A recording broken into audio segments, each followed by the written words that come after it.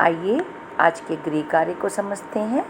आज का गृह कार्य भी कहानी लेखन ही है। इस कार्य को आप अपनी निबंध कॉपी में करेंगे। बच्चों, जो कहानी लेखन का यह कार्य है, यह राइटिंग स्किल्स में आता है, लेकिन इसे सत्यवादी हरिश्चंद्र पाठ के साथ भी इंटीग्रेटेड किया गया है, जिसका मतलब है सत्यवादी हरिश्चंद्र पाठ के नैतिक मूल्य, पाठ में आए विशेषण शब्द एवं नवीन शब्दों का प्रयोग इस कहानी में आपको करना है। तो आइए इसको समझते हैं। कहानी लेखन। परोपकार का अर्थ होता है दूसरों का भला करना। मनुष्य ही नहीं, प्रकृति भी परोपकार में निरंतर लगी रहती है। वृक्षों के फल, नदियों का जल, सूर्य का प्रकाश, सब दूसरों की भलाई अर्थात परोपकार के लिए ही है। राजा शिवी, राजा दधीच, राजा हरिश्चंद्र इत्यादि महान व्यक्तियों का जीवन परोपकार की ऐसी भावना के अनुपम उदाहरण है, जिन्होंने लोगों की भलाई के लिए अनेक कष्ट सहे। परोपकार की ऐसी भावना ही मानव को मानव बनाती है। बच्चों, यहाँ जो चित्र दिया गया है उसी के आधार पर आपको कहानी लिखनी है। चित्र को समझने का प्रयास करें एवं उसमें निहित नैतिक मूल्य के आधार पर कहानी लिखें। कहानी लिखने के पहले इन रूब्रिक्स अर्थात दिशा निर्देशों को ध्यानपूर्वक पढ़ें। परीक्षा में इन सभी दिशा निर्देशों पर आपको अंक मिलते हैं, अतः इसका ध्यान रखते हुए सही ढंग से कहानी लिखिए। आइए अब इनको समझते हैं। तो बच्चों, आइए अब रूब्रिक्स को समझते हैं। पहला है पाठ सत्यवादी हरिश्चंद्र में आए कम से कम 4 नए शब्दों का प्रयोग कीजिए तथा उन शब्दों को रेखांकित भी कीजिए।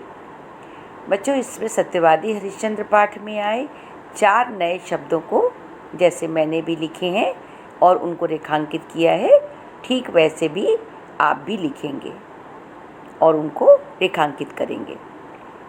दूसरा है कहानी का आरंभ, चित्र वर्णन। तो बच्चों, इसमें पहले मैंने बताया कि जब आप कहानी शुरू करेंगे तो पहला अनुच्छेद चित्र वर्णन का होना चाहिए। चित्र वर्णन में आप चित्र के बारे में बताएंगे कि चित्र में क्या दिखाई दे रहा है, चित्र में कौन कौन है और वे लोग क्या कर रहे हैं। इस प्रकार चित्र वर्णन आपको 2-3 लाइन में लिखना है। तीसरा है कहानी का विस्तार। इस वाले भाग में आपको कहानी लिखना शुरू करना है। कहानी लिखते समय इस बात का ध्यान रखेंगे कि जो चित्र में दिखाया जा रहा है उनमें से सभी पात्रों का नाम रखेंगे और उनकी विशेषता भी बताएंगे। चौथा है वर्तनी।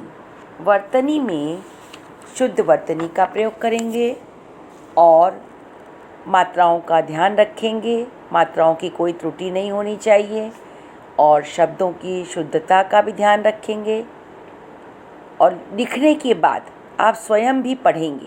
स्वयं पढ़ने से क्या होता है बच्चों कि अपनी गलतियों को हम सुधार सकते हैं। उसके बाद आता है किसी एक मुहावरों का प्रयोग करें एवं रेखांकित भी करें। तो बच्चे, जब आप मुहावरों का प्रयोग करेंगे तो एक मुहावरे का प्रयोग करना है यहाँ पर, तो लेकिन इसका ध्यान रखिएगा कि मुहावरा विषय से संबंधित हो, विषय के अनुरूप होना चाहिए, विषय से अलग नहीं होना चाहिए। और मुहावरा लिखने के बाद उसको रेखांकित कर दीजिएगा। उसके बाद आता है कहानी का अंत या शिक्षा। बच्चों, यह कहानी का बहुत महत्वपूर्ण भाग है। कहानी लिखने के बाद अंत में शिक्षा लिखना बहुत ज़रूरी है। शिक्षा अर्थात नैतिक मूल्य, यानी जो आपने कहानी लिखी है उससे हमें क्या शिक्षा मिलती है। शिक्षा को आप 2-3 पंक्तियों में लिखेंगे। उसके बाद आता है बच्चों भाषा। भाषा कहानी की शुद्ध होनी चाहिए, सरल होनी चाहिए, जिसे पढ़ने पर आसानी से समझ में आ जाए। उसके बाद आखिरी है समग्र प्रभाव। इसमें क्या होता है बच्चों, पूरी कहानी ये देखी जाती है कि आपने सभी दिशा निर्देशों का पालन करते हुए लिखी है और विषय के अनुरूप लिखी है, सभी नियमों को ध्यान में रखते हुए लिखी है। तो इन सब बातों को ध्यान में रखते हुए हम एक अच्छी कहानी लिखेंगे। इस प्रकार आप बहुत ध्यानपूर्वक इस कार्य को करेंगे, चित्र को बहुत ध्यान से देखकर ही चित्रलेखन करेंगे और इन सभी रूब्रिक्स का सही ढंग से प्रयोग करेंगे और इस प्रकार अपने कार्य को सुंदर ढंग से करके अपनी अध्यापिका को मेल कर देंगे।